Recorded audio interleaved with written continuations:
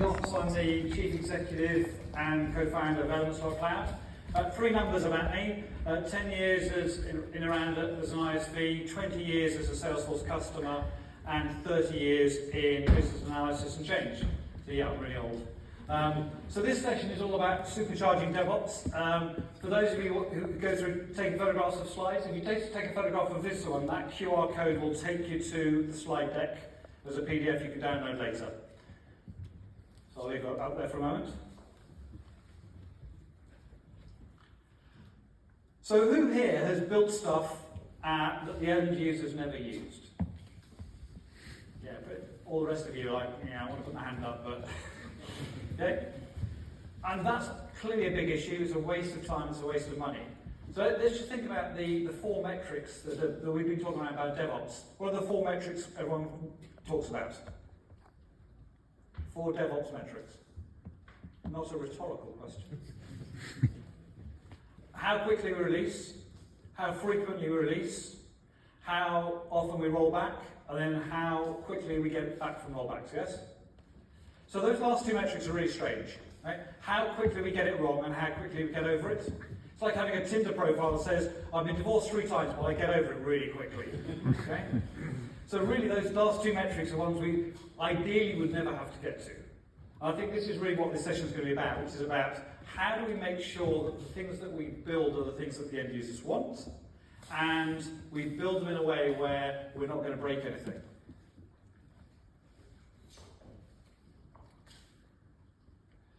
So that actually is a picture of me selling a hydrofalling moth, but the words are more important, and it's a term that came out of, I used to race sailboats competitively. We always used to say the faster we go, the further we go in the wrong direction.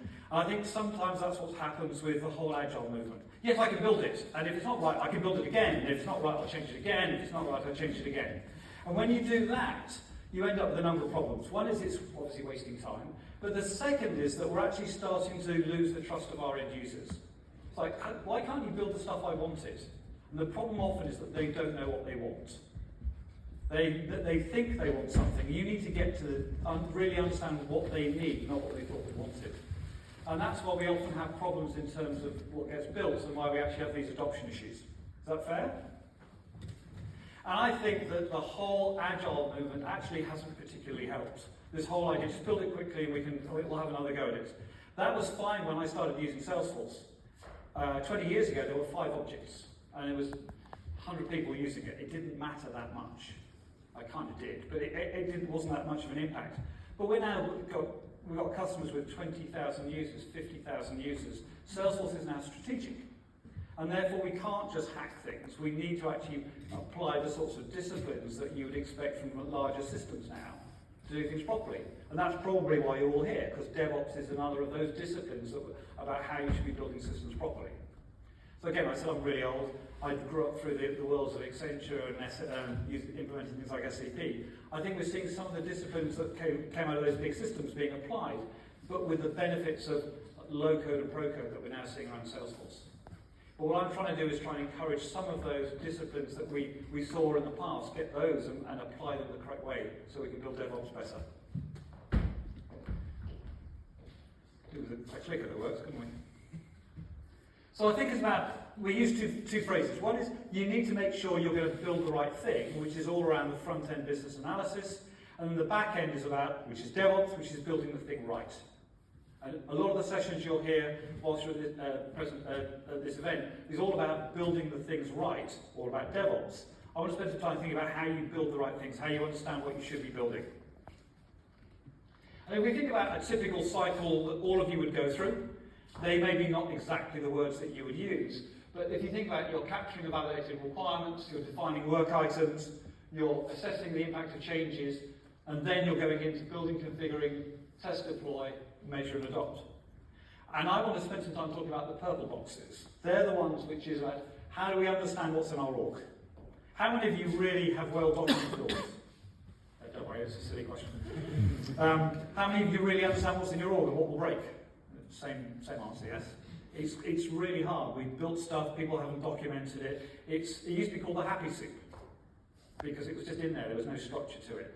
We've now got applications out there called change intelligence platforms that are starting to help you put some structure around it. But then we need to get around this whole the business analysis cycle. So you may have seen that the business analysis certification has just come out. Yeah? We've been banging on at Salesforce for the last probably 5 years about you need that. Who here's heard of All Confessions? A few of you. Not very many, actually. I find that surprising. All Confessions, a couple of years ago, 3 years ago, we created a website where people could post anonymous horror stories about their Salesforce implementations. Okay? I don't talk about it very much because it got me put on the naughty step by Salesforce. Genuinely, I was like, you can't talk to him. But what saved us is we did the root cause analysis and said, okay, why are these things occurring? We went through, we actually switched off at 1200, we can't do it anymore. It still exists. Go to allconfessions.com. You can go and read them. It's very therapeutic. You can get caught. I thought we were bad, but this is just worse than everything else we were for. But the root cause analysis was, number one issue was business analysis. People don't do enough business analysis. Number two is they don't do enough documentation. No surprise there. Number three, poor architecture. Hadn't thought through the architecture before they start building. Number four was DevOps. And if you think about what's happening in the Salesforce ecosystem, business analysis certification is now out. You're now seeing a big push around architecture. I had a quick look yesterday. There are 174 sessions of Dreamforce with the word architect in it. Okay, big push. Parker Harris, co-founder, is pushing that really hard. DevOps, we're here. So all those things which we saw in terms of the issues that people have in terms of building systems around All Confessions are being addressed in the ecosystem. So a lot of what we're talking about here is not new and exciting, it's old and boring. We just need to make sure that it gets applied to Salesforce implementations. Excuse me. So if you've done that first bit right, the business analysis piece, then we can hand over really crisp user stories which exactly match what the users need, not what they thought they wanted. We can hand them over to our DevOps solution, ideally your choice, DevOps solution of choice, which presumably is GearSet, that you can then build and configure those solutions and push them through that life cycle really quickly and really effectively. And ideally, if you've done that assess impact of change as well, you won't have those rollbacks. You won't have those surprises. You shouldn't be sitting there going, I'm going to push that change, I wonder what will happen. You need some confidence that it'll go through. But the other thing is, if you have understood the user stories and you've understood the impact of the changes, you should be able to assess the right level of risk to that user story and therefore apply the right level of resource. If it's a really low risk change, you could do it straight into production. Yeah, I did say that. You can do things in production if you know they're genuinely low risk. If you know it's really high risk, then maybe you need to put it through 4 or 5 different stages, there's a different level of testing. So again, if you understand the level of risk of a user story, you can then apply the right level of resource to make sure it's built and tested correctly. Okay, none of this is rocket science. I think the whole agile, let's build it and see what happens attitude has got to change in terms of driving some better disciplines. And luckily, there are applications around to help you support some of this. So I just want to very quickly go through just some screenshots of what this looks like in practice. It happens to be our products. It's nothing to do with Elements. This is not a picture about Elements. This is about the things that you should be expecting to do. I don't care whether you use Elements or you use something else, but the point is you've got to do these things. You can't start at those blue boxes at build. You've got to start at understand the org, understand the requirements, and work your way around. If you learn or heard nothing else from that, that business analysis piece is really important. And it will be a challenge.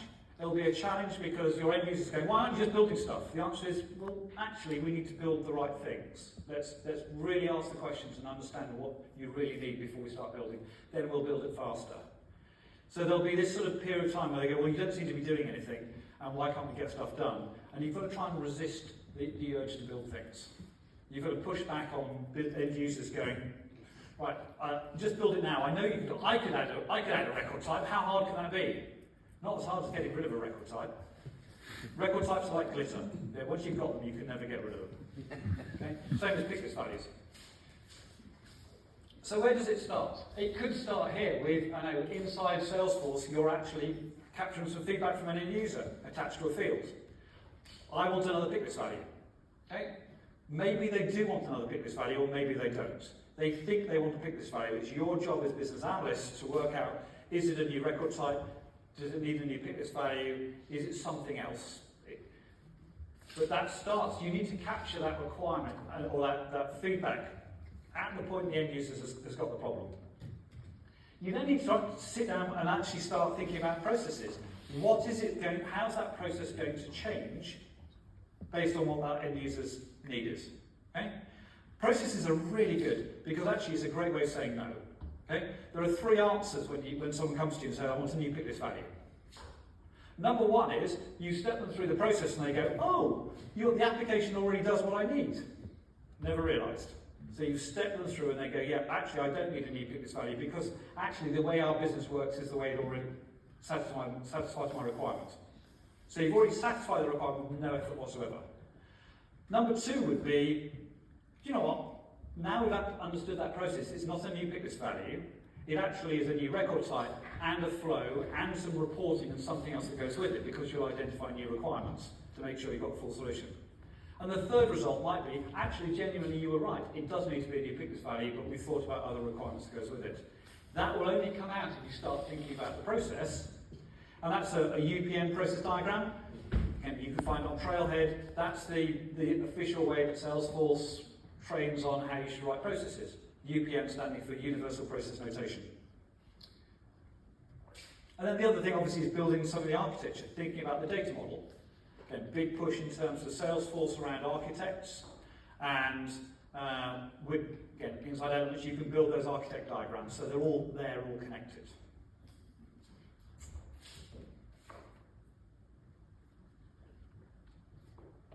And then you want to go and build a user story. A user story that says, I want to, so that I can. So standard user story, but then we want to start connecting it at the business analysis phase to the metadata. If we think there's new stuff that needs to get changed, let's go and connect it there. Let's attach all that documentation. That user story, when we pass it over to the development team, shouldn't be one line. It should be one line associated with all the other documentation that we created during the business analysis. It's linked to the process diagram. It's linked to the original feedback request. It's linked to the architecture diagram. It's linked to the metadata. And once we've got all this stuff together, then we can start to understand the risk of the user story, but also when it gets pushed into Jira or whatever you're using for managing your user stories, there's enough context for the development team and the testing team to go, I can do something with this. So we don't have those gaps and that ambiguity between what got written down and what we thought we needed to be built. Is it all making sense? Good.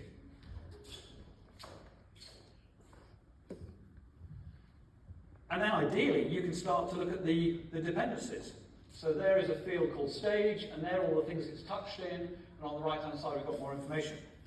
Again, driving, doing some work around the dependency API, using the dependency API and a bunch of code, we're pulling out all the dependencies, so you can start to understand the implications of making a change. Let's find out now there's a problem, not when it goes into production. So a lot easier to fix at the analysis phase. Would you all agree? That's what Shift Left's about. Let's find the problems now rather than when we've actually stuck it into production and suddenly everyone's running around with their hair on fire because 4 flows don't work anymore and suddenly our sales team can't close deals because they actually can't close an opportunity. Way less stress to look at the analysis here and go, oh wow, actually field stage is used by one global action. I'd forgotten about that. Yeah, I need to think about what the implication of that is. The tools are now available to do this. You don't need to make changes with your fingers crossed all the time. And this is all the work that happens before it makes it into DevOps.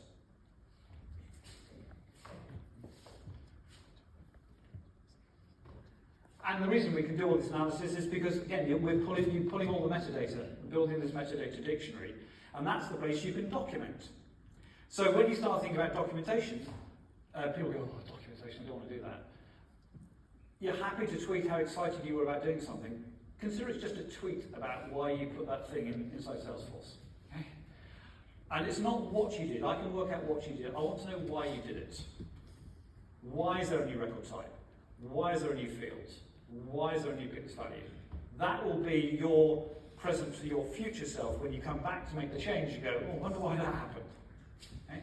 How many of you wished the person who built the system before you documented it? All of you, okay? You are that person in 6 months' time when you come back to your system, when you come back to make the changes. I can't even remember what I had for lunch yesterday, let alone what we built 6 months ago in an app. I would also suggest if you are hiring consultants, you need to get them to do this. Because there's no point going back to the consultant saying, oh, you did this 6 months ago, can you remember what they did? The answer is not a clue. They're 15 clients on since then. So this should be part of what your consultants are populating, building a metadata dictionary with some documentation. So this has been a bit of a sprint through, but I think doing this properly gives you some benefits. Essentially, greater user adoption. Why do you get greater user adoption? Because you're building the stuff they need that makes a difference to their jobs. You'll get great user adoption. That builds ultimately that trust that, okay, the business, you and IT are building stuff the business need, and it actually spirals up. Clearly, you get reduced rework costs because you're not building stuff that's not needed. I mean, we're seeing 80% reduction in rework costs if you do this stuff correctly. And it's really cheap to fix it when you're in the business analysis phase compared with trying to fix it when it's in production. I talked to one client, they said, the best way of describing the apps we build on Salesforce, the collective term is confetti. Every one of them is beautiful, and they're lovely and shiny. They're not connected, and they all fall on the ground, and 3 months later we sweep them all away, and then they start building them all over again. This is obviously one of Salesforce's largest customers. And they're trying to get their act together around how do they build a set of connected applications which the end users will use, rather than point solutions. And someone said, could you build me one of those? Could you build me one of those? I think the other benefit is increased business agility. The competitive advantage for companies now is their ability to change relatively quickly.